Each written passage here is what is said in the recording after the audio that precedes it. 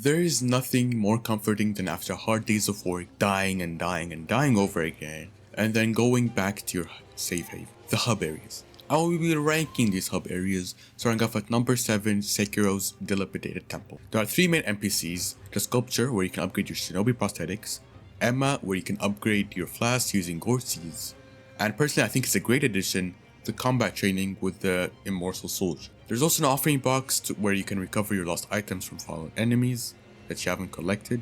You can unlock 2 merchants later on in the game by doing a quest line. And there's only 2 areas you can access: Ashina Outskirts, starting area, and Hirata Estate, using the bell. It is definitely the least interesting with design, and there's just not much to it. It's just one building and a few NPCs around it, and that's it. Moving on to number 6 with the Nexus from Demon Souls. It's where you go from world to world out of the 5 worlds in the game. It has 4 NPCs, 1 person that can store your items and organizes them, a blacksmith where you can only upgrade basic weapons that don't require a demon soul, and you can also buy healing items off it. You have the Maiden in Black, of course, the Firekeeper from Dark Souls, where you can level up and stuff. There's the blue NPC, I think it's the depressed one. You know, all these depressed people that you always meet at the beginning that have no hope. I don't dislike anything, but I don't like anything in this area. There's just nothing that stands out to me. I don't really like the design of it and how it looks. And yeah.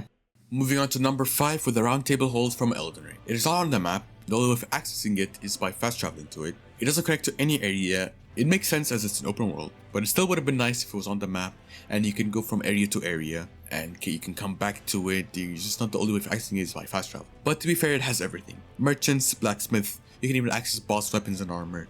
You can upgrade your summons, so you don't have to really go anywhere else in the map. Again, my biggest problem is the no connection. I would have really appreciated if it was on the map. Moving on to number 4 with Firelink Shrine from Dark Souls 3. Yet again, it has everything you could ask for. Everyone's favorite Chad, Andrea Fostora, and a Firekeeper where you can level up. Has a secret area, or not really a secret, more of an extension of the area where you can meet the Crow, where you can trade stuff, and you can get the Estus String. You meet everyone's favorite prankster, Patches.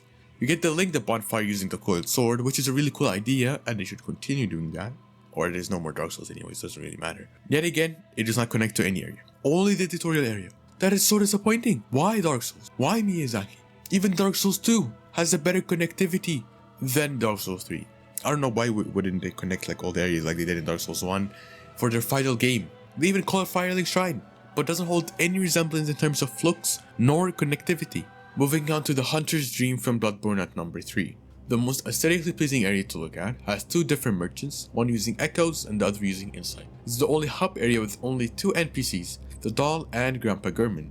The final boss fight with Grandpa actually happens in the Hunter's Dream itself, and is the only boss fight that happens in any hub area in the whole series. The Hunter's Dream changes and goes up in flames after beating Mergo's wet nurse, and I'm pretty sure it's the only time where the hub area changes. I'm pretty sure it also happens in Round Table Hold after beating Malekith. To go to any other areas or warp, you have to use the gravestones, which include every single lamp post. Moving on to number 2 with Majula from Dark Souls 2. It's the only time Dark Souls 2 will be this high in any ranking, and the soundtrack of this area is just mwah.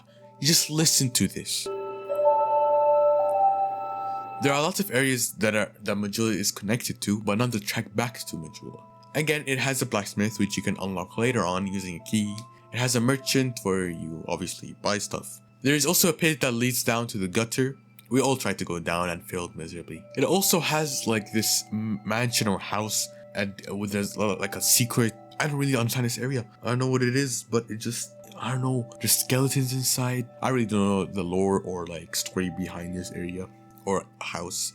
Also has this cat. They're pretty weird, but okay. Also has these dogs just dogs.